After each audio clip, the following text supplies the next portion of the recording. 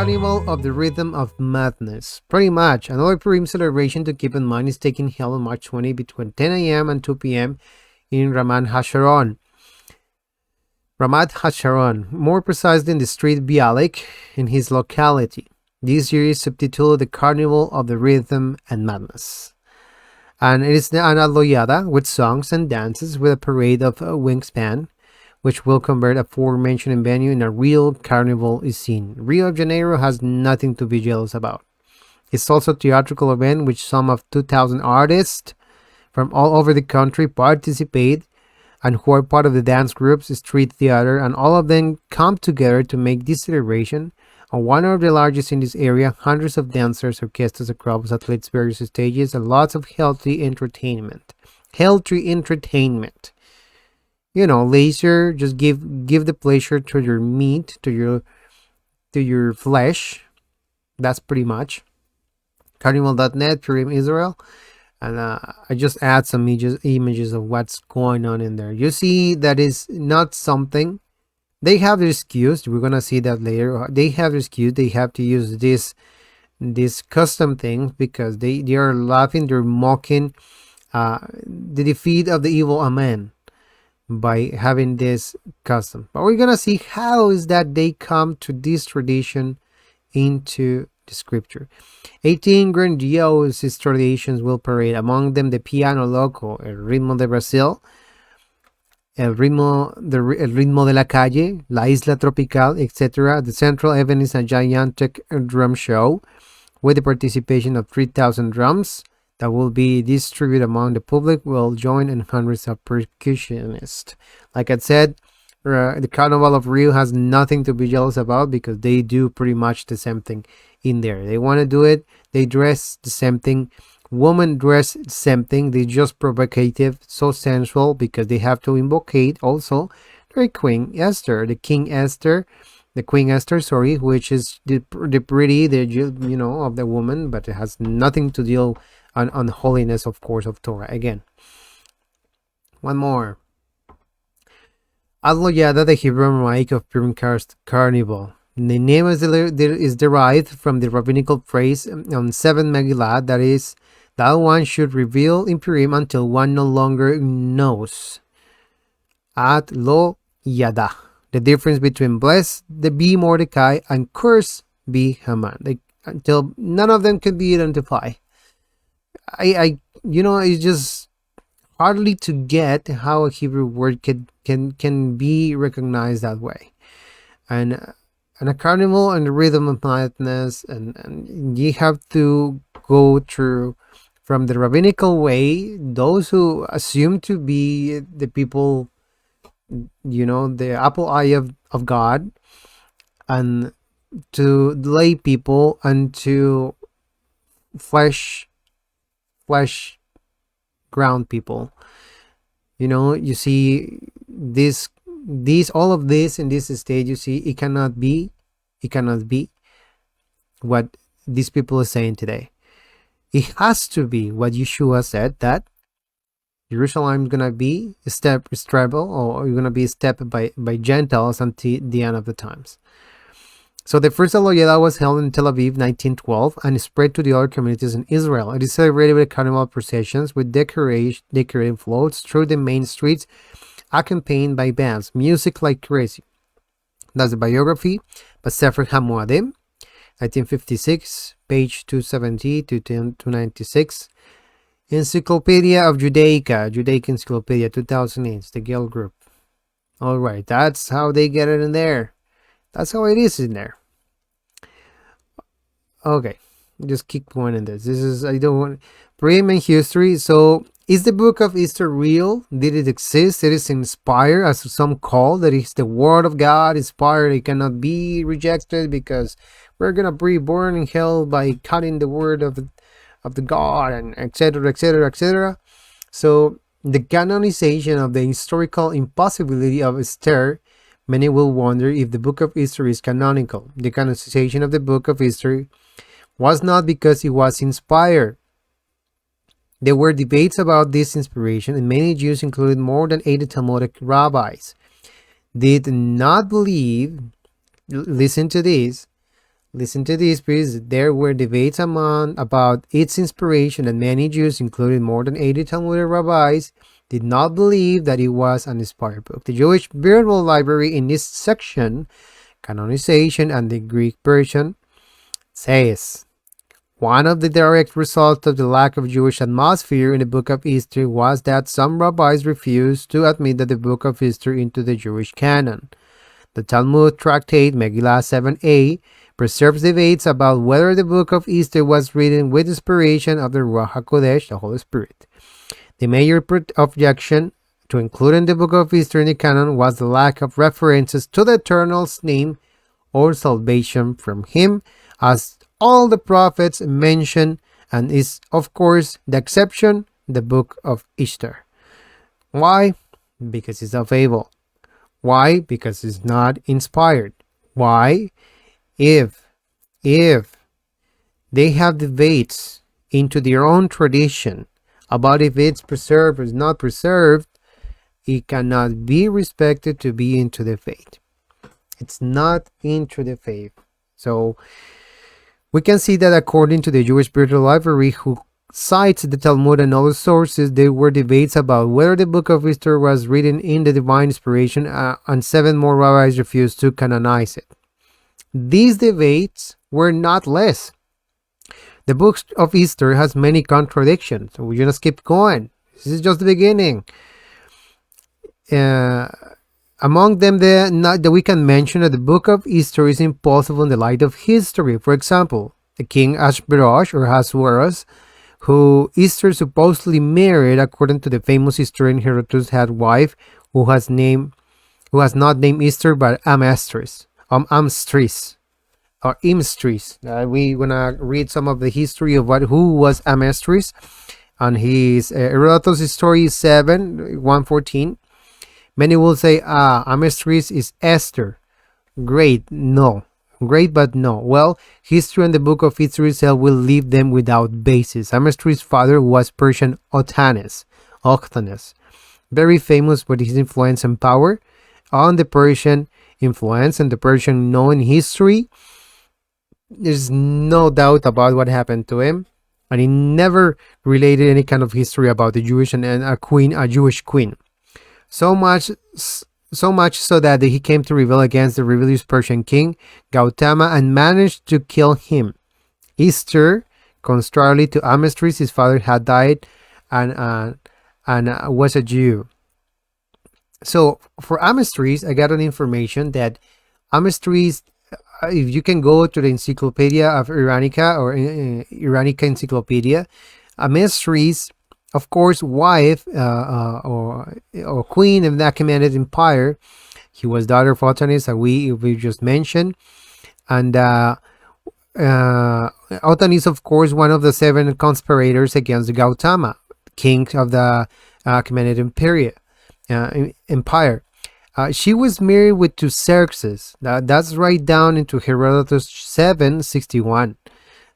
Just for book reference, and was the mother of Artaxerxes first.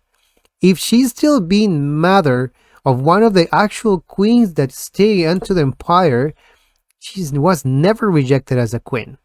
She couldn't be rejected as a queen, having a child, and that's just the scene. Okay, she just got rejected, but his kid got into it. She's still there. That's part of the culture of Persian institution. Many Assyriologists agreed with this and have investigated this very detailed. It's quite some information about Assyriologists, not like we have maybe sometimes in the state of Israel with the bring down Second Temple. No, so it's licentious and notoriously cruel. It reads the Encyclopedia of Britannica. She exercised a baneful influence at Artaxerxes' court. As example, she is said to have caused the wife of her brother-in-law, my sisters, to be mutilated, according to Herodotus 9:109, for book references again. And twice she had 7 noble Persian boys buried alive as a sacrifice to the god of the underworld. So we see here that she died at an old age. I'm sorry.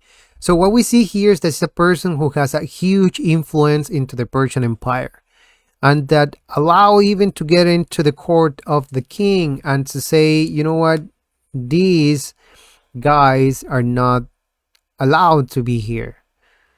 No, to she exercised a banful influence on the Artaxerxes court. And it just make me think that when the people were exiled from uh, from peninsula of Judea to Babylon, many of those were people with a high rank and high influence who wanted to get into the government. The actual people who stay in Babylon were people who had influence and had quite some money to stay in there, and they didn't move back to Jerusalem because back in Jerusalem they have to start from zero, as we know by the book of Ezra and Nehemiah. They didn't want to go back. They have to go and harvest the land. They were good traders in Babylon, and you know that what I mean. So going back to Jerusalem was a good idea, so that's why they started rejecting not just what they said there in Jeremiah and Isaiah when they went against the Eternal, the Father, and they got exiled to Babylon. But once they started in Babylon to say, you know what, going to Jerusalem, I will stay here in Babylon. And when they see these kind of situations in there, they have another stone in the shoe. It's not a fun place to be, and in one kind of a court where you're gonna be rejected. And when we see the other history into the Eastern Meghila, is the whole control history is some guys getting into the power of the court thanks to a very powerful woman who has attributes of having this influence into the government, and just rocking the queen, which is also a tradition into the into the Assyrian kingships or empires. Anyway, do your own research. There's quite some seriologist investigations into this. We just keep going here. Herodotus also said to the Persian king could only marry one of the daughters of the 7 almost influential families in Persia, from which a marriage with poor Esther was impossible, and only possible in a fictional history of romance of harem, of course. And some scholars have defined the Book of Esther as not a real history and historically demonstrable. We know that by fact. It's never written down any Persian tablets.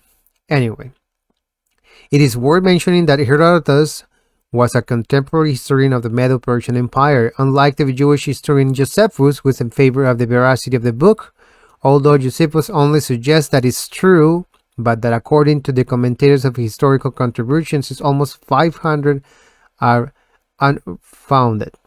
Years after the events, unlike Herodotus, who lived the events more closely. So it's more fidedignon, it's more truthful to follow the commentaries of Herodotus than the comments of Josephus, just by fact. You know that all cultures around the world get an average of 100 years to start changing their traditions, or even 200 years to start changing the traditions. And some of those traditions start to developing, as you well know, according to archaeology, caves and caves of fables and histories, and then it start turning into myths, fables, and sometimes coming into myths.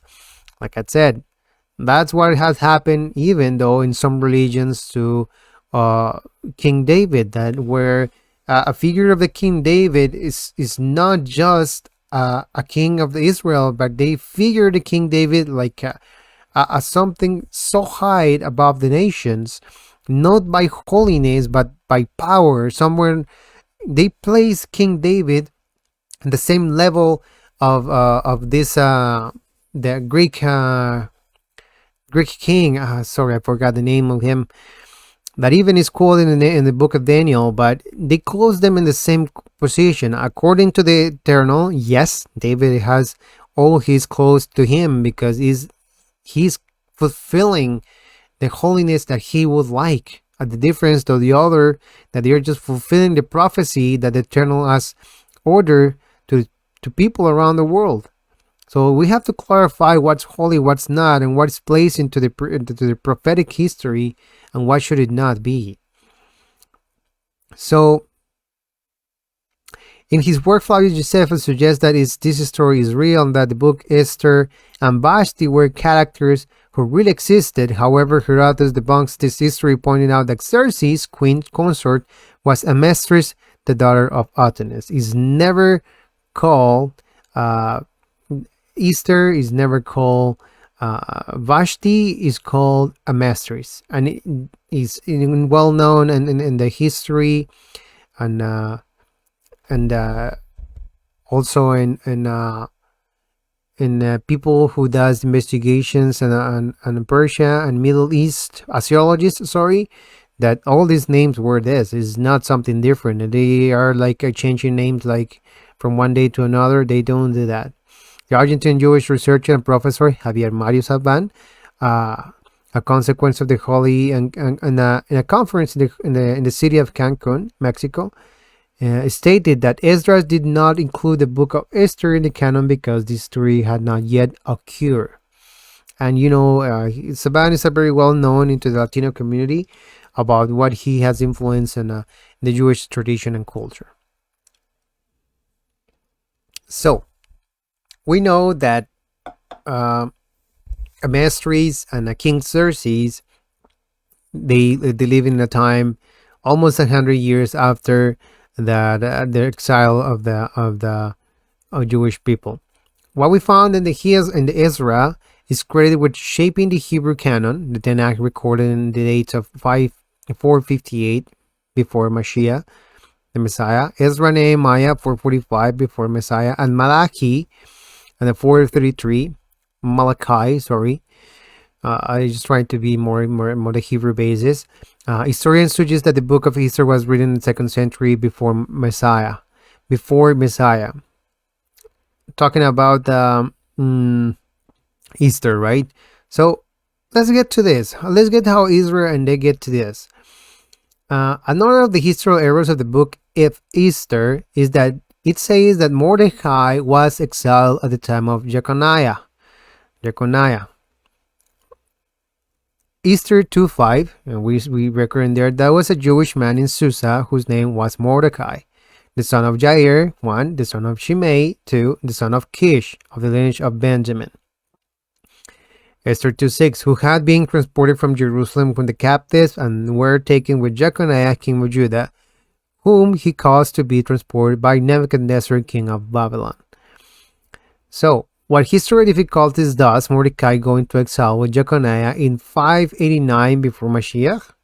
Not few. First, the book of Esther is set in the 3rd year of the reign of Ahasuerus, and Esther 1:3, who is better known historically as Xerxes I, right? And reigned in Persia from 485 to 465. History well recorded. Remember that Ahasuerus of Ezra, Nehemiah, and Esther are different, not only ones, since Xerxes is a title and not a name, right? What does this mean? Where are we going? If the book of Esther is true, and Mordecai was exiled at least as a newborn baby, by the 3rd year of reign in the Ahasuerus, he must have already been at least 107 years old. 107. That if he was exiled as a newborn baby. And just imagine it. Just born it. So the book of Esther indicates that they were cousins with Esther and possibly close age. So Esther had already been born as well. And by the 3rd year of Ahasuerus, she must have been at least no less than 80 years old, or even 107, same as Mordecai.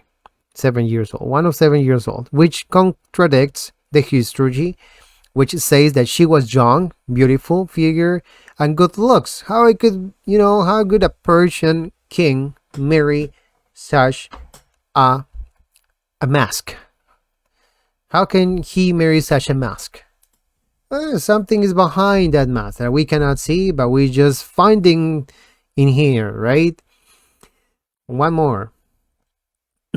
All women over 80, if not more, years old and is not young, and will not have a beautiful figure or looks or be attractive to win a beauty contest among so many young Persian virgins.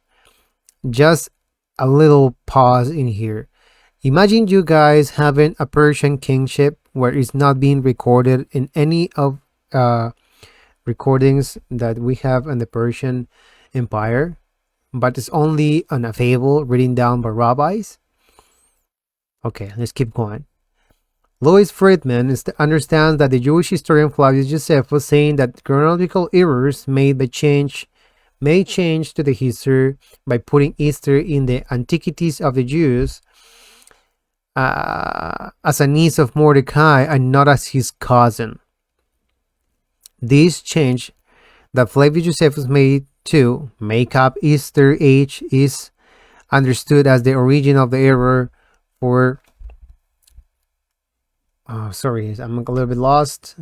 For calling Esther Mordecai's niece, when in fact they were cousins. In Esther 2:7, Dr. Ari Sivotovsky of Bar Ilan University in Ramat Gan, Israel, cites famous contemporary Jews who, following the turn of Flavius Josephus, have called Esther the niece of Mordecai.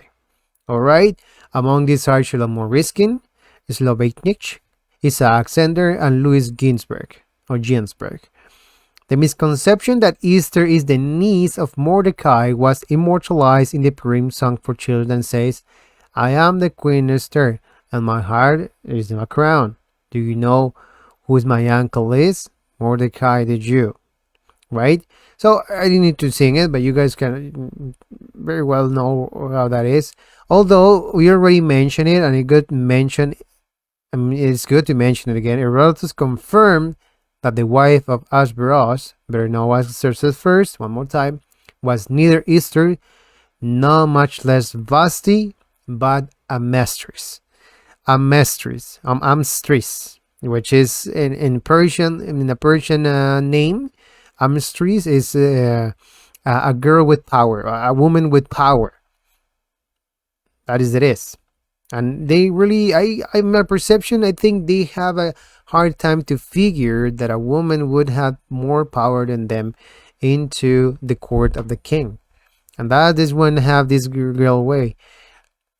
Very hard to conceive that by this date also that they're mentioning with she was about to give birth, because he was coming back from the fight that he had with the Greeks, and he lost, something that we see in this Hollywood movie of the 300.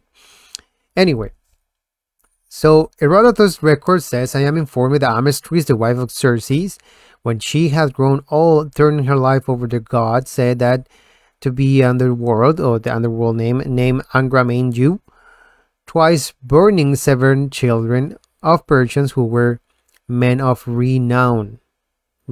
She was burying into the ground children alive of people that has been recognized in their kingdom. Just imagine how much power that she had. And you know that these people would like to have the power by no means. In order to get that, they need to get rid of this girl. If they want to get some more pronounced people or renowned people in the Persian king. That's what they saw. There's something going on behind that mask, and not so pretty after all. Not so pretty after all. Let's just keep going. Esther was Amestris. If Esther was Amestris, which she is not, we just mentioned that, we just figured that out, then she was a worship of a Persian god and not Israel. On top of this, she's a practiced human sacrifice. If is Amestris the Esther who today ignorantly wants to sell her body as ordered by Elohim of the Israel? So, the Jewish Bible Library says the historical reliability of the book of Esther. The entire plot is full of improbabilities. For example, while Mordecai is well known as a Jew in Esther 3:4, his cousin and adopted daughter whom he visits daily, Esther 2:11, can supposedly hide his identity and religion from him when they are free of living their religion in the Persian kingdom thanks to Cyrus and thanks to old Xerxes. They were free to practice it, but apparently here they were not. It's already one. This about of what we just have mentioned. Ultimately, this story seems stupidly serious and suspiciously irreligious. Prayers are never addressed to the Eternal in times of danger in need without failing to make mention of thanksgiving to the Eternal, which of the Father, or which is the case to the Book of Esther. The Book of Esther is not a true history. There's countless of possibilities that they suppose that. So the Septuagint testifies against the history Esther as well. So we already saw that if the Book of Esther is true, when she must have been over 80 years old or even 107, by the time of Ashpenaz, or Xerxes I, the Septuagint is even more extreme. It says that Esther developed in the 3rd year of the reign of Artaxerxes, who was the son of Ashpenaz and Amestris. You can add another 30 or 40 years to that. Okay, so Artaxerxes reigned from 464 before Messiah until the 424 before Messiah. What does this mean? If it's true, one more time. If it's true that Mordecai was exiled at the time of Jeconiah in the 589 before Mashiach, then the 3rd year of Esther of Artaxerxes' reign, both Mordecai and Esther must have at least 130 or 128 years old. This in case both Esther and Mordecai were taken out when they were newborn babies, being their cousins. And we have already seen something that Esther's account indicates that the deposit indicates that they were young. They were young according to the Meghila of Esther. The same evidence from the Septuagint that it says that account of Esther placed during the reign of Artaxerxes is strong evidence that Artemis is not Esther.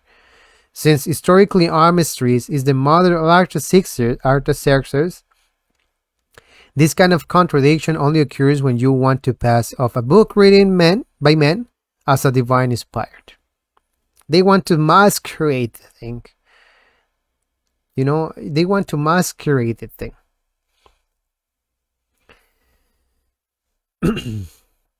The date of the composition of the Book of Esther, PURIM history. We have already seen that many rabbis have doubts that the Book of Esther was inspired about the date in which the Book of Esther was written, says the Jewish Virtual Bookstore. The analytics of the Book of Esther makes it difficult to propose a specific date to the author, since many of the designs of the book are now explained as belonging to Eastern Romance histories. However, a few facts can be established. The author was definitively a Persian Jew, possibly in Susa. He certainly wrote before the 78 or the 77 before Messiah, the date the Greek translation to Esther was brought to Egypt, and before the composition of Maccabees 1536, which means Adar 14 as Mordecai's day. It is necessary to explain that the Jewish Bible Library means when it says about the date of the composition of the Book of Esther. He, the author of Esther, centrally wrote before 77 to 78 before Mashiach. The date the Greek translation of Esther was brought to Egypt, and before the composition of 2nd of Maccabees 1536, which mentioned Adar, the 2nd day of Mordecai. I think I read that.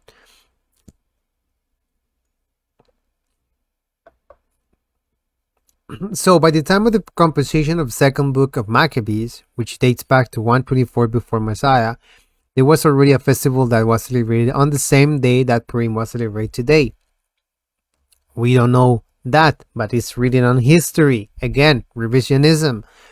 But said festival is not called Purim, but Day of Mordecai, a day of the worshippers of Mars. For these reasons, scholars understand that the book of Esther was written before the 124 before Mashiach. So according to Wikipedia, 2nd Maccabees was written in Alexandria, Egypt in 124 before Messiah, in the date on which, according to Rabbinical Judaism, the inspiration of the Ruach HaKodesh, the Holy Bread, ceased, was 4 centuries before the Maccabees, before 2nd of Maccabees was written. Once again, one of the reasons why the book of Esther was not considered inspired is confirmed. It should also be noted that the book of the Maccabees, when the defeats of Antiochus are recounted, the fall of Nicanor, son of the general of Antiochus, is mentioned. Nicanor was defeated by the Maccabees on the 13th of Adar. At the same day, they decreed a feast for his destruction. These, the rabbis opposed to Levitate family, erased the memory of this fact and imposed the fast of Easter in the 13th of Adar. An evening corresponding to Purim, the day of Nicanor, is indeed a history fact. Again, as a mask behind the history, they want to recount history, is not a doubt. We already have mentioned that, how they have manipulated the last dates with the usurpers series, and it's something that we have to reconsider, something that we have to rethink how all these things sum up. We cannot just make a reassumption on what we believe in and what we're having. We need to sit down the ideas, counting the things one by one. He see history, he see prophecy, he see things that have been written down accordingly, and see if that matches with the history of what's happening into the culture that they will live in. In this case, the Assyrian kingdom, which is not empathy with anything. We see that it's just awful to see a person who has over 100 years old, at least 60 years old, get into a contest of beauty, Miss Universe, and then seeing that she just get the power to get into the kingdom and save these people by luck, not even by the bless of the eternal, but by luck. What kind of thought is this? We're gonna get into that. We're gonna get into that shortly, but just hold on into that chair. Hold on into that chair. So, how was the book of history included into the canon, and why was the book of history included the Jewish canon? It is obvious that it was not by divine command, but the surprise is that the inclusion of this book in the canon was the command of the same Esther. Before continuing, we will explain why we put Esther in quotation marks, Esther, as historical character in the file of the Medes, and the Persians is not demonstrable. We already quote Herodotus confirming that the name of Ahasuerus' wife was neither Esther or Vashti, but Amastris, daughter of Otanes, an influential Persian leader. So, points. It's very common in the Talmudic stories to see fabrications of poor quality to justify dishonest purposes. Besides, it's clear through creation of fables, which is more, it must be avoided, as Paul said in Titus 1:13-14. Testimony is true, therefore rebuking them harshly, so that they may be healthy in faith, not paying attention to Jewish fables, not to the commandments of men who deviate from the truth. The book of Babylonian Talmud and Tractate Meghila 7a, Rav Shamuel Bar Yehuda says, Esther sends word to the doctors of the Torah, establish me, my party, for future generations. So the doctors send words to her, you, by doing that, will generate violent feelings against us in the nations. So she sent them words saying, I am already written, included in the chronics of the kings of Persia and Media, things that is never existed. If that were true, that were existed, we would be seen, but which history showed that she did not. She is not the eternal. She did it, and not the eternal ordained to put the book inside of the canon. Ordered the Torah doctors to include her feast into the canon, to which the Jews replied that by doing so, she would generate anti-Semitism among the nations. How is that? How is that they start speculating to these things inside themselves and brought it today, like everybody who is against us is enemy of the state of Israel and their Aman. But she comforted them by telling them that it was already written about her in the Chronicles of the Kings of Persia and Media, which is obvious false. Somebody was just putting the mask on. You know what? Don't worry, it's already in. Just put it in there. Put it in the canon. Make the feast. We need this. Assimilation. They just want to assimilate. They just want a history for themselves and saying that they need a new idol. They need to keep worshiping their new idol. I'm sorry. It's not surprising that the story of Esther in the Chronicles of the Kings of Media of Persia does not appear. In addition to all of this, the inclusion of the book of Esther generated harsh and acid criticism in early Judaism. The Talmud tractate Meghila 1770d responds as follows to the matter of Esther. Read carefully. 85 elders, including 30 prophets, were grieved over the following matter. They said, "It is written in the Torah, these are the commandments that the Eternal commands to Moshe. These are the commandments, the mitzvot, that the whole mighty commanded to Moses." Leviticus 27:34.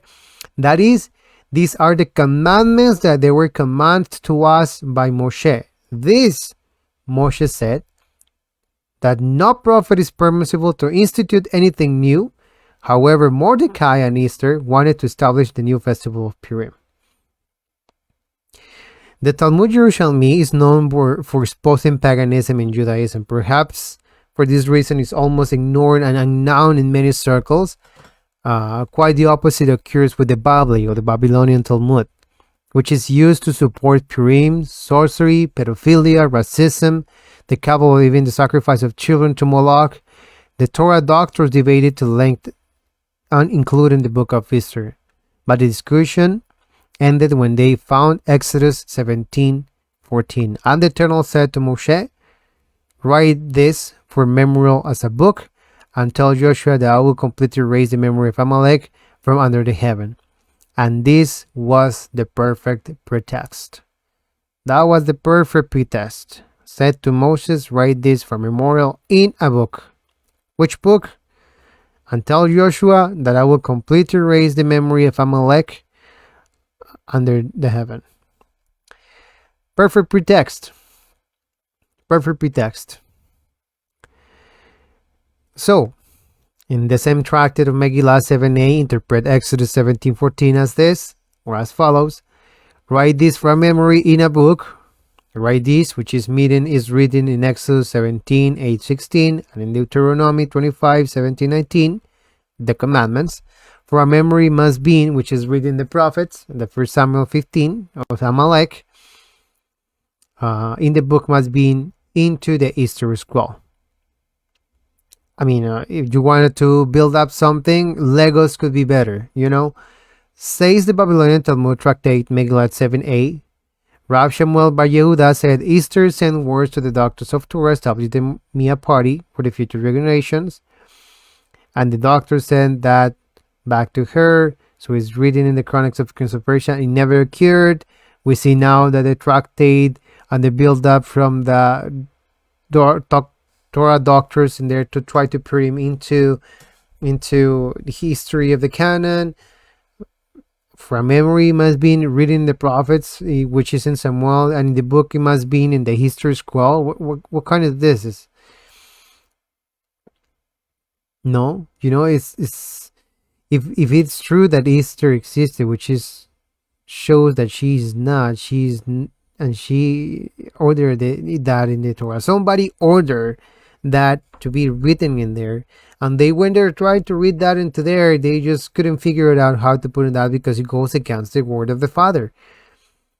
So we see that the Torah doctors went a long way to take out the contents of the Eternal had command to Moshe to read down in the battle with Amalek and the book, which Moses fulfilled in Exodus 17:10-13. And in the verse 14, Moses confirmed that wrote about the war against Amalek in the book of Exodus by the Eternal's command. Therefore, when the doctors justify with Exodus 17 the inclusion of the book of Esther in the canon, they violated the commandments of the Eternal, establishing not to include or remove from this word. The rabbinical position at the end was very ingenious. Right. It was concluded that Purim is not only a holy scripture, but is holy in regarding that is a reading of Purim that is rabbinical commanded is observed. In addition to the tradition regarding of the book of history, Haman is a descendant of Agag, who would avenge the extermination of his people, supposedly. However, although tradition says the Agag fathered a son who would bring Haman to the time of the Medo-Persians, the book of Samuel affirms that Agag was killed by Samuel himself after Saul had left him alive. And then Samuel said, "As your sword has made woman childless, as your word has made woman childless," it was no children alive. It was no, you guys, the rabbis are making here Samuel a liar. As far as that, it's just getting into what eternal did through the Samuel. No, so will your mother be childless among the women? Then Samuel cut Agag into pieces before Adonai and Gilgal. We read that in 1 Samuel 15:33. They're just not making the book of Samuel silly. They're not just making the book of the Exodus silly, Deuteronomy, the commandments of the Eternal, the word of the Eternal makes silly, but they just make silly themselves, making something that is not right, not concurrential into the Tanakh. And people today follow this just blindly into a fable made by a nobody. A nobody. Now they will say Exodus says that the Eternal will have a war with Amalek for generation to generation. So until the Assyrians, the Persian king, they have that generation. But we have already seen that it's a shadow of the carnality of the people of Israel, and does not necessarily speak of a man. In addition, there is no record of the descendants of Agag. It is not surprising, again, the story of Esther in the Chronicles of the Kings of Media and Persia does not appear. I'm reading this back again, I'm sorry. On the right side, and finally the Purim party, in addition to having carnival overtones, was not celebrated by Yeshua, by the apostles, nor do we find any record of the Brit Hadashah of the New Testament, wrongly known. It is not a commandment in the Torah, but a rabbinical imposition. It's tradition of the yeast. It also encouraged a debauchery of the flesh, since the festivity of Purim, which is actually carnivalesque, has a rule that marks one thing. The custom of Purim is to get drunk in such a way that you can no longer distinguish between the name of the Haman and the name of Mordecai. In a nutshell, get drunk until you can distinguish between the holy and the profane. This is a clear sign that Purim is a strange fire, something that the Eternal did not command, and that has all the signs of being abominable. Reject this. We pass to the third point. I'm sorry, I'm going a little bit fast. I don't want to go over the time that I had. So idolatry, the dark past of Judah and Ephraim, exposing the dangerous idolatrous past. So it's well known that the apostles suffer due these people want to keep their tradition.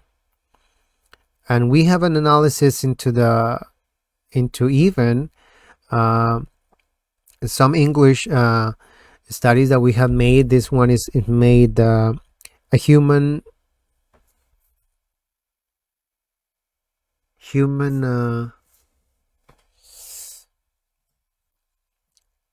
sanctuary. How they bring all this fable, all this tradition from over 200 years ago until present days. I'm sorry. And so we started by having Stephen on Acts chapter 7, stiff-necked, uncircumcised in heart, and you know what that means? That it means that they are so far away from the Eternal. People who does not know anything about holiness and the Torah. Uncircumcised and ear and ears, they couldn't listen. Exactly what Yeshua told them by the prophets. You always resist the Ruach HaKodesh like your fathers, so do you. So do you. What the prophet did your fathers not persecute? They killed those who were foretold the coming of the righteous one, whom you had not betrayed and murdered, now betrayed and murdered. You who received the law through angels of the Torah and have not kept it. Have not kept it. You know by fact, and we have mentioned this many times, that these people does not follow the precepts of the Torah, but they follow the precepts of the Talmud, the rabbis, what they have in tradition built it after the Tanaim, the first and second century after the Mashiach. And they just keep growing after today's time, and that's what you got in the state of Israel today, in the Jewish tradition. Hearing this, his heart burned with rage, and they garnished their teeth against him. But he, filled with the Ruach HaKodesh, looked intently into the sky, and saw the splendor of the Almighty, and Yeshua standing in the right hand of the Almighty. And he said, I'm seeing the heavens open, and the Son of Man is standing in the right hand of the Almighty. So, I got a really hard time to understand these people when they mention that they are holy people, that they follow the Torah, when they call themselves the God's apple's eye, even in the Christianism, and even the Christianism when they try to defend the other people as well, is just how stiff-necked and uncircumcised of heart, circumcised of hurt, of ears these people could be when you see that they just keep following traditions made by men. We just rebuke this. And I just mentioned some of them because if you keep looking back in history with exactly details, it just go worse. Because it's a fable made up.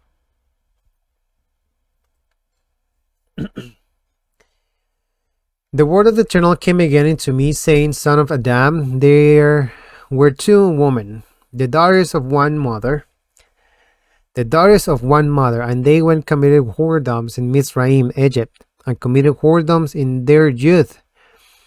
They were their breasts pressed, and they were bruised in their virginity. And the names of them were Ahola, and other was Aholibah, her sister, and they were mine, and they bore sons of daughters. Those were named Samaria, Isahula, and Jerusalem, Aholibah. Ephraim and Jerusalem, Judah. And Ahula prayed to the harlot when she was mine. She doubted her lovers, Ashur, the neighbors, Ashur, which the Assyrians, the neighbors, which were clothed with blue, captains and rulers, and all of them desirable young men, horsemen riding upon horses. Thus she committed her whoredoms with them, with all them that were the chosen men of Assyria, and with all on whom she doted, with all their idols she defiled herself. And you start wondering what kind of idols they couldn't have in Assyria. You just kind of wonder. It was just not the pleasure, the bookery, and playing as a harlot with your neighbors, and it's just something that goes weird after you start reading the background of how they went from idolatry, the harlotry, and then got to exile and come back with this kind of the same of ideas, and you start connecting what is holy and what is profane. Now with her sister, neither left she her whoredoms brought from Mizraim, Egypt. Also from Egypt they have whoredoms, and you know that Eternal here is not mentioned about the defile of the flesh, even though so, but it's also mentioned about everything that they learned when they got those amendments and covenants with other countries. You should not make covenants with nations. They totally disagreed that from the Eternal. For in her youth they lay with her, and they bruised their breasts in the virginity, poured their whoredom upon her before I have defiled into the hand of their lovers, into the hand of the Assyrians upon she doted. I just wrote it down then again, sorry. They took her sons and daughters and slew her with the sword, and she became famous among women, for they have executed judgment upon her. Ezekiel 23, 1-10. Like I said, you just start mentioning how is that they started, committing to this. So even in Jeremiah, the same prophet, it mentions on the chapter 10, hear the word of the Eternal speaks to you, house of Israel, to talking about Samaria. This is what the Eternal said, do not learn the ways of the nations and be terrified by the signs of the heavens, for the nations themselves are terrified by them.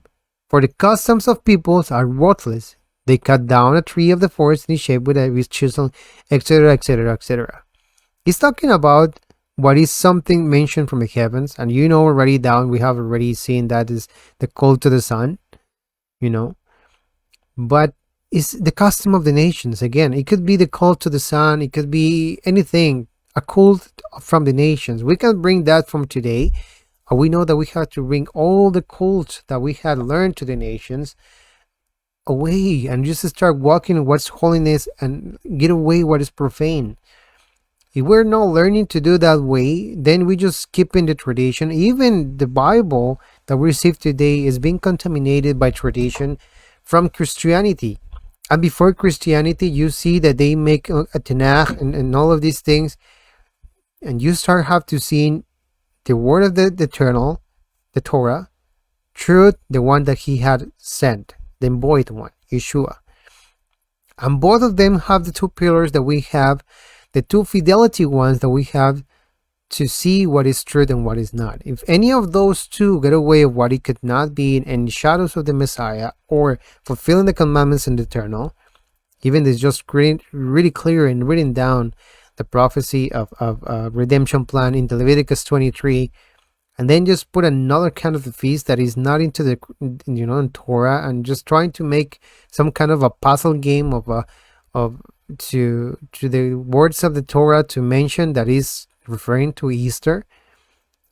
And the same guy mentioned that it's already written down into the records of the Persian kingdom, and it's never appeared. Something has learned all the way around. Even the Eternal also mentioned that when he established in Exodus the borders of to the Israel, said in Exodus 23. Let me go pretty quick. Exodus 23:32, and I will establish your borders from the Red Sea to the Sea of the Philistines, and from the desert of Euphrates. For I will deliver the inhabitants of your hand in your hand, and you will drive them out before you. You shall, and what I meant though in the verse 32, Exodus 23:32, you shall make no covenant with them or their gods,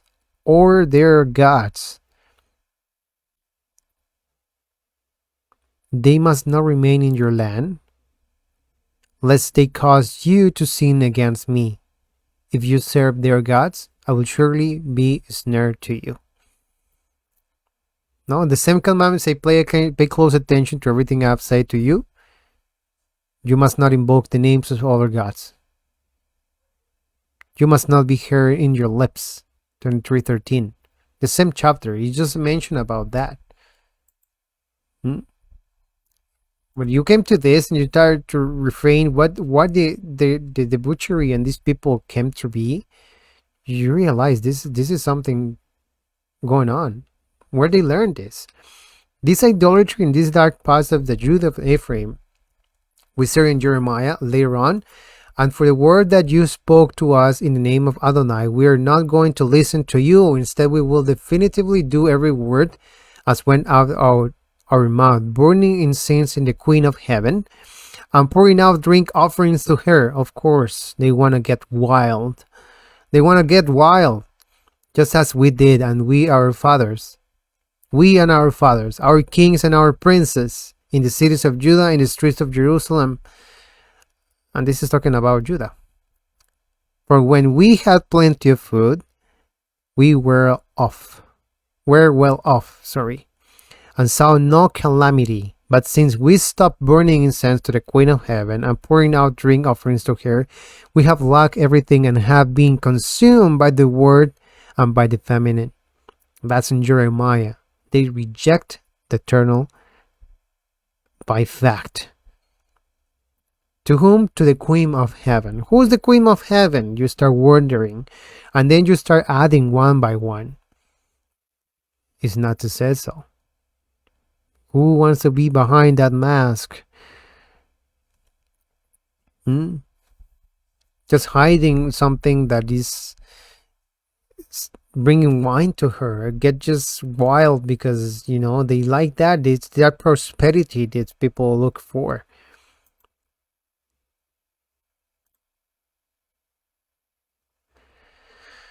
A little bit more in Ezekiel 23.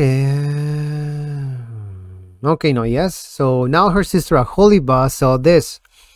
Yet she was more depraved in her lust than her sister, and his promiscuous acts the worst. And this is talking about Judah.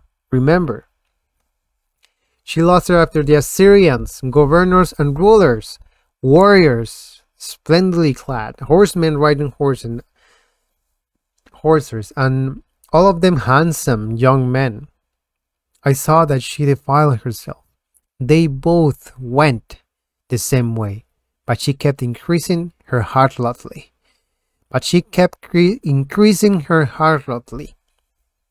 She saw men carve in the wall the image of the Chaldeans. Just start picturing yourselves, carved in the red, girdled with sashes in their lions, with flowing turbans on their heads. All of them had the appearance of officers, the likeness of the Babylonians of Chaldea, the land of their birth. As soon as she saw, again, just keep picturing it. As soon as she saw them, she lust after them. She sent messengers to them in Chaldea. The Babylonians came to her to bed of love and defiled her with their lust. And when the Babylonians came, they just also started worshiping Baal, Moloch. Yet when she was defiled by them, she turned away from them in disgust when she exposed her harlotry and uncovered her nakeds. My soul was disgusted by her. My ruach was disgusted by her, just as my soul was disgusted by her sister. Yet she multiplied her harlotry, remembering the days of her youth when she was a harlot in the land of Egypt.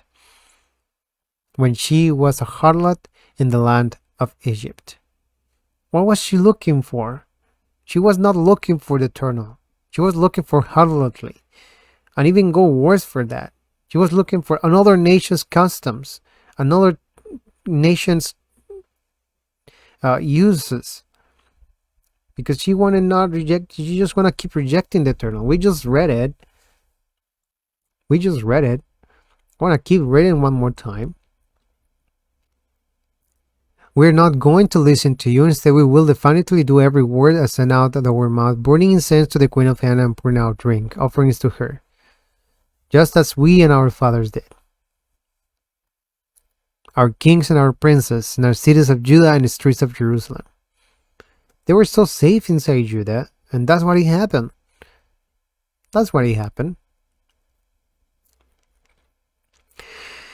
One more just to finish in the number 4. We're going to get into something that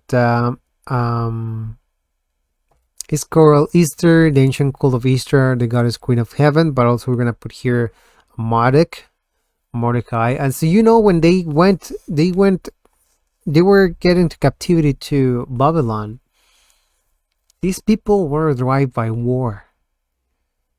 And when you see a king that want to expose himself with the beauty, with alcohol, and just wanted to put his wife as a I don't know, like a trophy from himself, they were just driven by exposing what they have.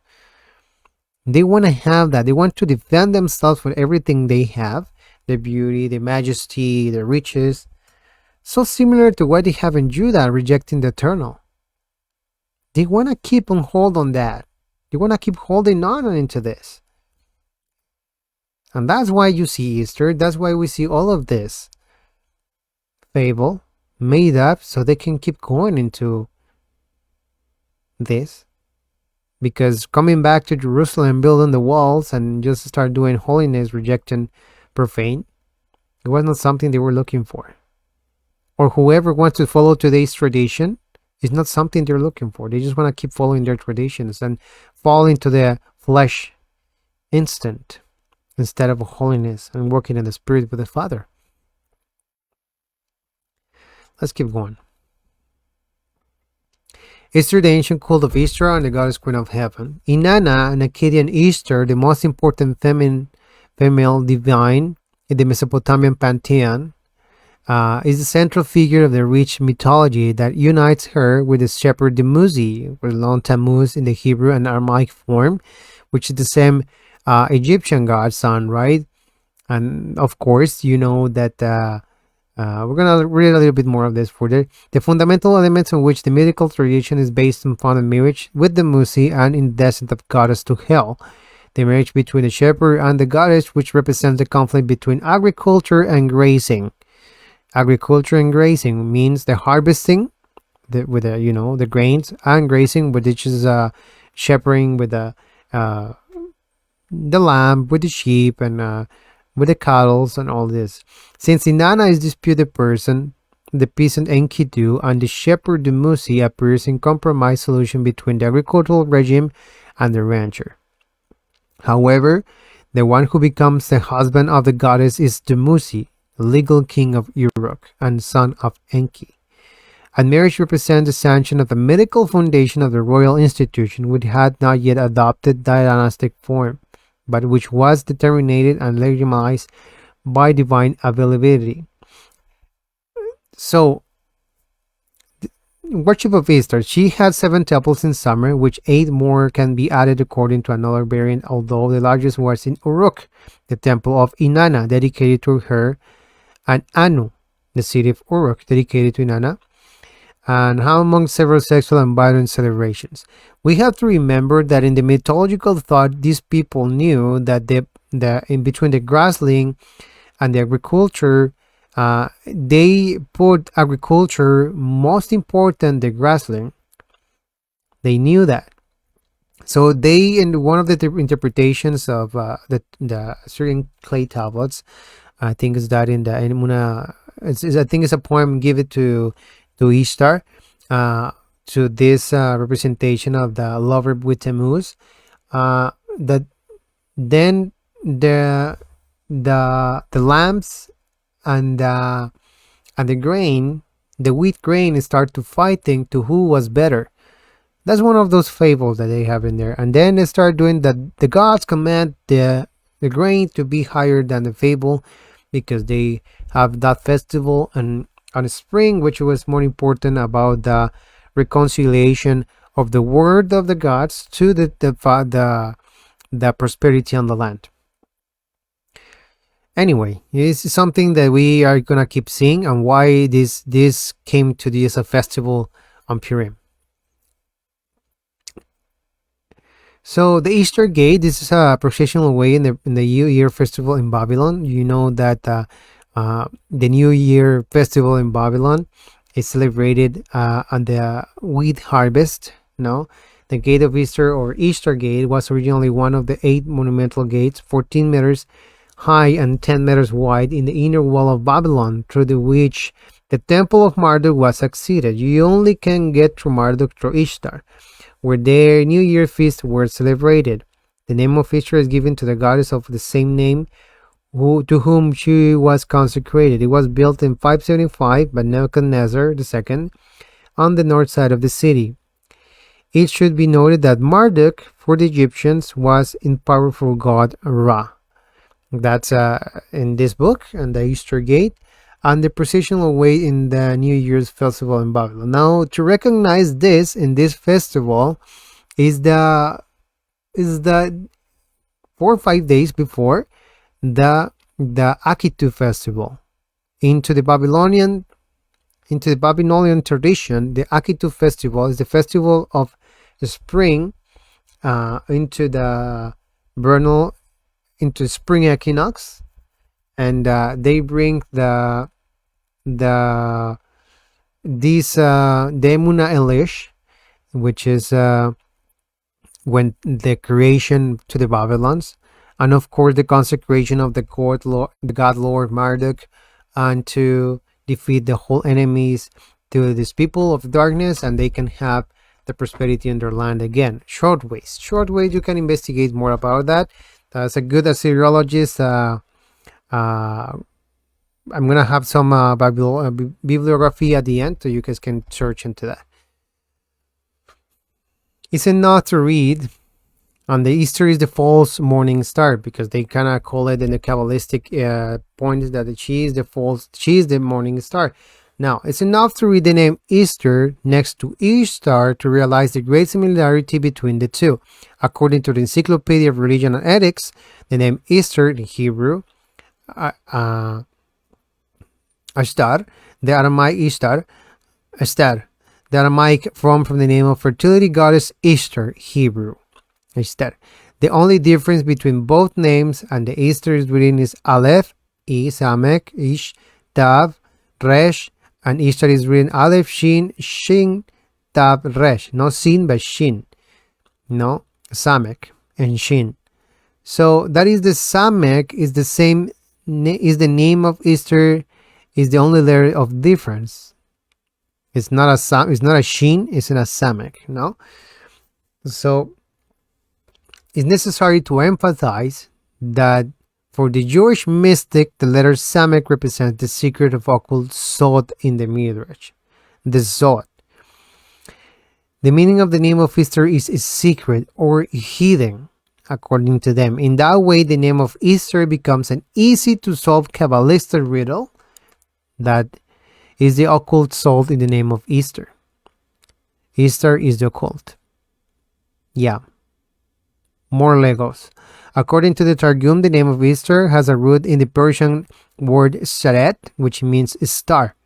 Purim's word is influenced by the Carnus Navalis, the carnival of Isis, who is the Egyptian form of the goddess Easter. Isis, or Isis, had the Latin name of Stella Maris. Of course, this is Stella Maris is Latin, the star of the sea, coinciding in this way with the Persian root Esteret, star of Easter.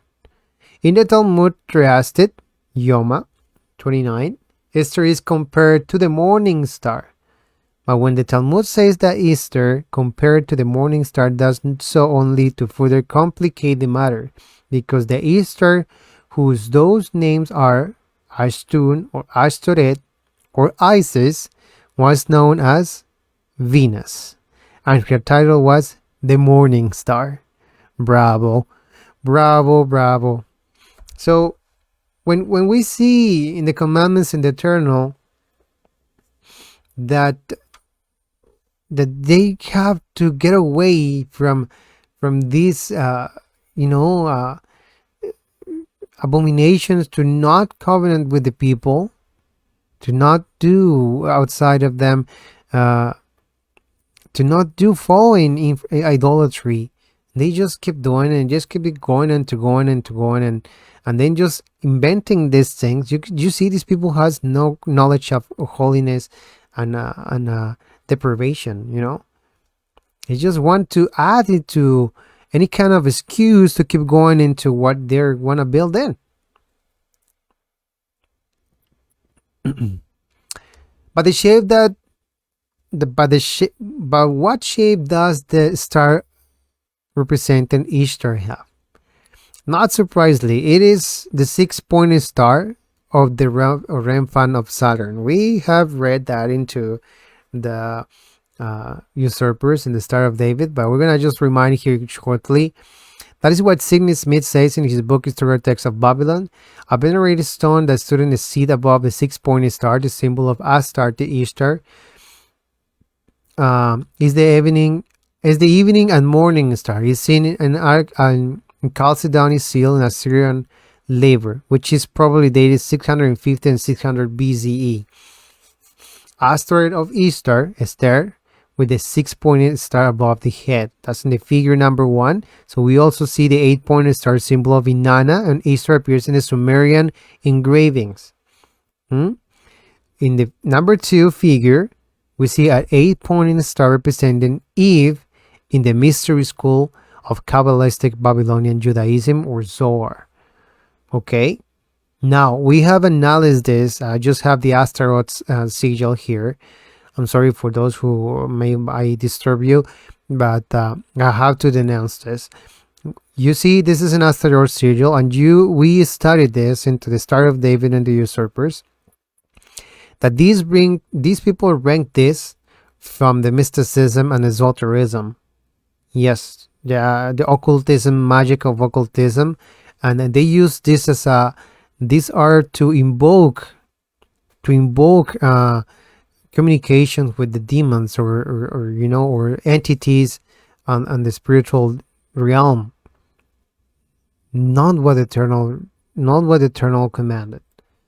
So just to mention how they figured the start of Easter, how they pointed out into the Kabbalistic point, and the same rabbis just get into that. They knew that when they talked to Mashiach, when they said, you have power by Beelzebub, because they knew this kind of stuff. After the Greek Empire conquered by the Romans started ranked everything across all this land.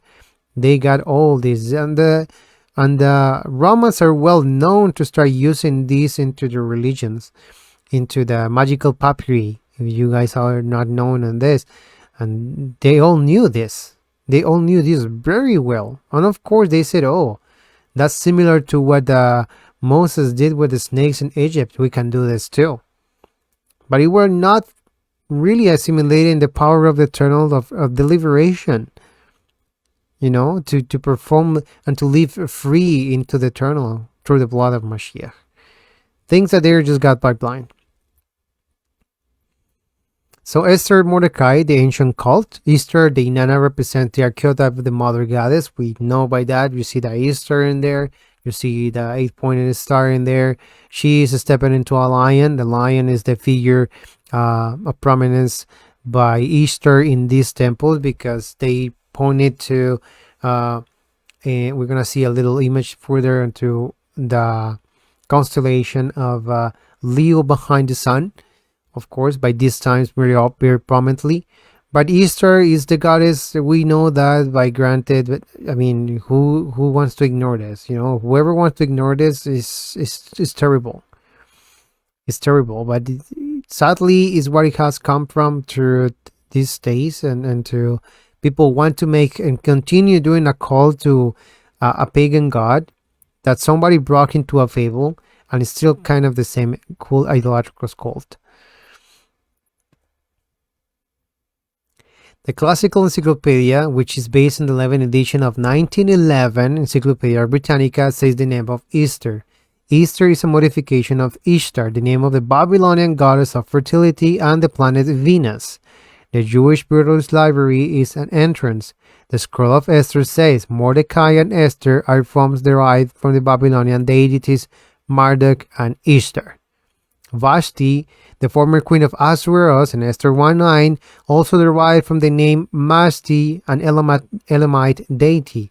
And Aman is a corruption of the name Haman, who belongs to Elamite god. But also we can name the Elamite god Haman to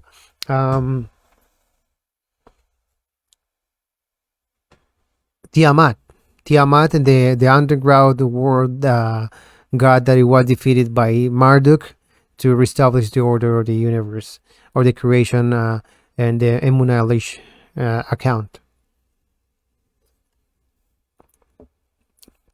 In Chaldean mythology, there was an account that Easter was exalted above Mashti, the Elamite deity. That's what the Virtual Jewish bookstore says about, quoting H. Levi. This legend tells of the elevation of the goddess Esther over the goddess Mashti and Vashti. So we see here somewhere conquering, somewhere gaining territory by their own culture and tradition, and just getting away with the tradition of the nations into their own tradition, inventing their own tradition, getting, contaminating the Bible, contaminating the faith, contaminating what is holy with profane. And this is not just curious to get into this today. People have to get serious about investigation and just receiving anything that they have in the Bible by granted. Something happens with the book of Enoch and stuff like that. But if people doesn't want to get it, it's not my problem. So Esther and Mordecai, the ancient cult. The sample surely followed by idol worshippers. The example surely followed by idol worshippers. We just see it. We just want to continue worshiping the Queen of Heaven. We just, when I bring her wine libations to her, we are safe with her. We never have a problem with her. First Kings, and when Solomon was so, his wives bowed their hearts after their gods, and their hearts were not perfect with the turn of their Elohim, like the heart of their father David. For Solomon followed Ashtoreth, god of Sidonians, and Milcom, the abominable idol of the Ammonites. And Solomon did evil in the eyes of the Eternal, and he did not fully follow the Eternal David his father. Then Solomon built a high place to Chemosh, the abominable idol of Moab, and the mountain in front of Jerusalem, and Moloch, the abominable idol of sons of Ammon. Now, by culture and tradition in the Mesopotamian tradition investigations, we know that the syncretism made it into the Chaldean and into these tribes of the Middle East, the cult to Marduk got transcribed into them, and they got the syncretism to call it not Marduk but Baal and Baal. That's the same guy with a different name. Same guy, different name. So they were just not bringing the cult to Tammuz, that is also mentioned in our Bible, when these ladies in the tabernacle were crying to Tammuz, the sun god. And there's Chemosh, and then it's Milcom, and there's Moloch, giving the children to them. These people just want to keep following the worshippers. And if you see them today wanting to do this kind of stuff, following their traditions of men, and not what the Eternal has commanded, now we see in First Timothy chapter 4, by pointing out these things to the brothers, you will be a good servant of the Messiah Yeshua, nourished by the words of faith and sound instruction that you have followed, but reject irreverent, silly myths instead of train yourself for godliness or holiness. No, it's very one. Same Titus, no, that was Timothy, and now we'll go to Titus in chapter 1, verse 14, 13. When I start, this testimony is true, therefore rebuke them sternly, that they will be sound in the faith, and will pay no attention to Jewish myths or to commands of men who have rejected the truth, and pay no attention to Jewish myths or the commands of men who have rejected the truth. To the pure all things are pure, but to the vile and unbelieving nothing is pure. Indeed, both their minds and their consciences are defiled. Titus 1:14, 15. Hard to conceive that this is how assimilation and syncretism started to get into our faith. It's not a coincidence. Now, the Akitu festival mixes evidence from Seleucid Talmud, the September Babylonian festival, with data culled from the many different periods of several Mesopotamian cities. Moreover, the Akitu program insists that the upper level as a war. It was a Marduk himself, along with the gods, who had purified the temple of Babylon. So it was a ritual where they have to read the Emunah Elish according to the whole Mesopotamians. Assyriologists, they have to read this every spring equinox to bring after the cult to Easter and into the processional way into the Easter gate, as we just saw, to start to get into the Marduk who has conquered. And of course, Easter was related to the good customs of the summer, bringing fertility to the land, bringing the fertility and the power to these people. So in the Epic of Gilgamesh, the patriarch man Gilgamesh breaks his tradition and denies the goddess of the Sumerian city Inanna the wedding, thus causing a great misfortune in the Uruk. Traditionally, Akitu is also closely related to the creation history as part of the application of the patriarchal social structures and state civilization. The mother goddess Tiamat became a dragon in time of the Middle Babylon, who was killed by her son or his grandson Marduk, and from whose bodies the work was created. This fight was repeated during festival. So it was ready. They was written down in the Emunah and they just recited the Emunah because the Marduk has conquered of Tiamat, and to the creation was once restored, or the cycle of the kingship was restored as well. Into this cult in the summertime, the king has to leave his crown and he has to leave his crown, go to make the processional way back to the temple of Marduk, and then the priests have to give them a slap in his face, and he has to cry in order for him to say, I have not sinned against you, Lord Marduk.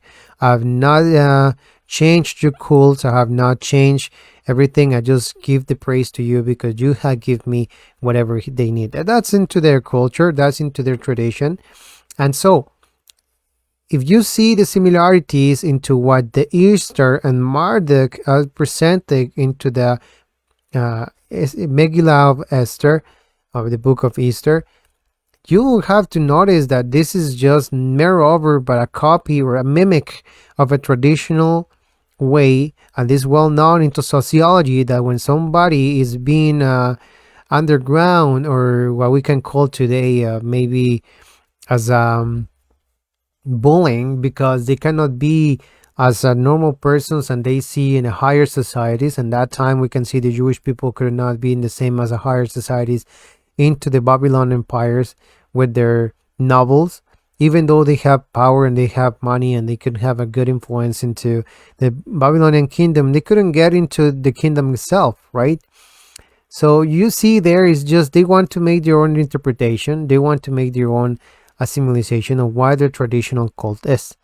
No more to say. I mean, apart that the Aviv festival, the festival for the grain, is also in the same processional way into the Easter gate and offered to Marduk in spring as well. That's why if you see the Assyrians celebrating Akitu festival in the same date of, or closest date to Purim, it's not a coincidence, buddy. It's not a coincidence. Akitu dates back to Sumerian period, to Neolithic period, and marks the date of the planting cereals. The first indicators of Akitu date back of 6,700 years. However, the festive traditions around the beginning of spring and planting are particularly important in the context of Neolithic revolution and the beginning of organized agriculture. So it can be assumed that Akitu is much older than influenced by the cult of the goddess and the early time. Before the gods arrived, the day would be filled with commotion. The puppets that were made on the third day would be burned and mocked on the battle. That means the days of the celebration. So they have to all the processional way going through the Easter gate.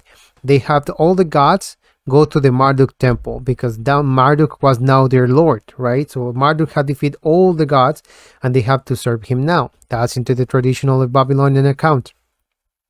So they have all to have to begin that processional way, and they have to be going to there, and they dressed according to all this by puppets that were made in the third day, and they burn in and mock the battle that they had between Marduk and Tiamat, because Marduk has bends. So those take place into those. They signified in this commotion, and they call it commotion, but it was a party. There was like a, signified that without Marduk, the city would be in a constant chaos. So similar when we see in the Esther Meghila that they have to drink and they have to mock and they have to get dressed, and a cult behind something because they want to mock the defeat between Aman and Mordecai. Casualty? No, it's not a casualty. It's not a casualty. We're just getting into this. So I'm gonna make a video here that I have from an Assyriologist page. We see the ancient Esther, the goddess queen of heaven, and Marduk, how their relativities. Here we see in the bottom right side Tiamat, and Marduk getting right into it with the other gods to defeat it. And the top up, we see the cult to one of the Assyrian gods too. I just want to put this on silent. Now we see here that the Akitu, the Babylonian New Year, celebrated into in these times of the axis of the this time the axis of the year on the earth, the sun rays appoint something on the top than the bottom. So the day is equal between day and night. Okay, it's so this well known that they portray this time of the year when the spring starts, then the daylight start to be higher than the night time because they are in the northern part of the Tropic of the Cancer. So you know that the cultures in the antique times are driven by following the sun rays and just pretty much a cult to the sun. That's well known into all times and the festivities and stuff like that. So for ancient civilizations, it was not difficult to observe that the period of 6 months, the day was longer than the night, and that for the following 6 months, the night was longer than the day. This repeating cycle was known conceptually as this was as a year or a cycle that we know as a biblical cycle. Even though the biblical cycle we have studied is pronounced differently and accounted different. For Jews have want to make into that is a biblical times in there that we can see in English. The proportion of 24 hours that have sunlight slowly increases toward the middle of the first period and reaching the day as the longest of the year, which corresponded to the shortest night of the year. Well, that's called the summer solstice, right? After the summer solstice, the proportion of hours which is the sun is visible decreases until the period of long nights is definitively entered, marking this transition. Logically, there should be a specific day, the moment which the number of illuminated hours is the same, Aki, as the dark hours, Nukium. So,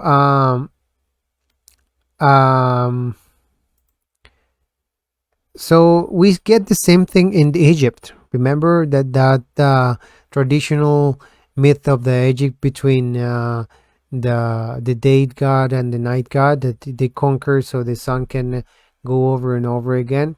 It's kind of the same kind of a quote and riddle, pretty much. So this is the autumn solstice. Now, after the summer solstice, the proportion. Well, anyway, they just keep worshiping the sun in all these stations of the year according to what they need to follow, because that's the way they portray their creation, right? And they attribute that the fertility of the land and the rain and all the cycles of the year. So all those things are just portrayed that way. Let's get a little bit further here. Therefore, the year was divided in 4 quadrants of agriculture selected to spring equinox and the beginning of the new year. We know that, and we know by the cross cult, right? So technically, the equinox is not a day, but an instant of time where the extended plane of the Earth's equator passes through the center of the sun. That is, both hemispheres, Earth and South and North, illuminated in equal portion. Now, the astronomical new year, which is portrayed here, let's see if we can see the image clear a bit more further there. You can see that the constellation of Leo is behind the sun in front of the earth, right? Leo is the portrayed for the Assyrians to the goddess Ester, Inanna, and so illuminating the moon. Along in front of her, it was the sun, which is and the same Tammuz or Baal, no, which is in front of her, behind her. Anyway, so you can see there that after this phenomenon of the constellation, whatever you want to portray it, or notices how they portray this momentum and the history. Sorry, this momentum of the astrology and how they perceive the skies. It just gives them the perception of how they just worship in the sun. In the end of the time, they're just worshiping the sun, they're worshiping the stars, no, and the duration of the year. So, in conclusion of the ancient astrologers was that the sun moved through these different seasons, of course, of the year. Today, we know that the sun moves around the earth, but the orbits around the sun. So that's what they conclude, right? So this the March equinox considered the beginning of the year in ancient Mesopotamia. First, the first month of the year so begins called Nisan, an Akkadian language of Babylon, definitively according. Wow, I think I moved too fast in there. Gregorian calendar, Babylonian month of Nisanu, and practically equivalent to the period of those who, under the sign of Aries, considering the first sign of astrological year. Now you know that all the people of Israel that came back after come back from Assyria from the captivity, they start naming the months with the Assyrian names, which don't find in Torah except for Aviv, which is when you found Aviv mature, so we can harvest and pronounce a new year.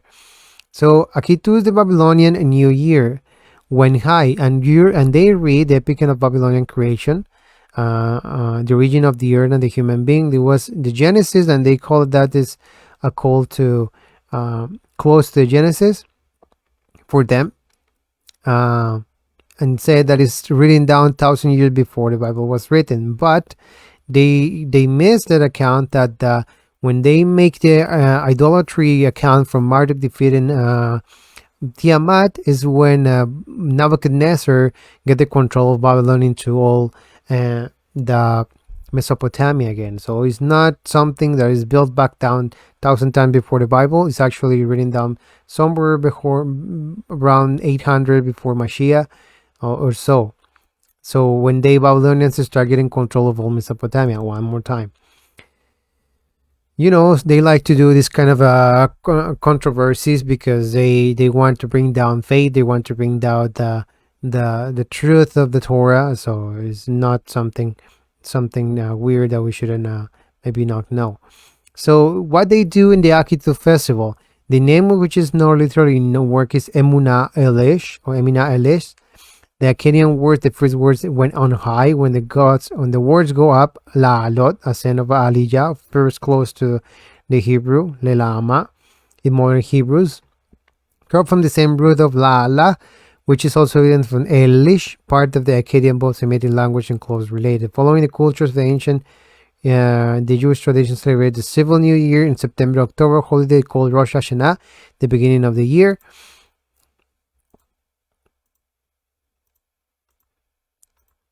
Should bring the page better. When Hebrew Rosh Hashanah, Rash is also head, both of the common Akkadian Rashum. Therefore, the head of the year is a figurative sense. However, in the calendar of the biblical festivals, we know that this month will be beginning of the month for you. For this will be the beginning of the months of the year, and then we know that on Exodus 12 too. Then which after the Babylonian captivity was renamed Nisan. So even in our countries, people come from Iran still celebrating the Akitu festival, and it's a festival. I mean, they dress too as well to get this festival. Anyway, some bibliography that you guys can get through. The Akitu festival. It's a long history of Mesopotamian festival. Miriam Soler, University of Zaragoza. It's a good one. The Babylonian Akitu festival and rectifying the kingdom, renewing the cosmos. That's from a rabbi. What's his name here? I can see it there, but you can get into there. That's some of the you guys can get into there to get more acknowledgement of what's this things that happen in there. Of course, the Amun Elish and all those rituals that are come from Babylon, and these people brought in with a fable that we know is not part of the Bible. That we know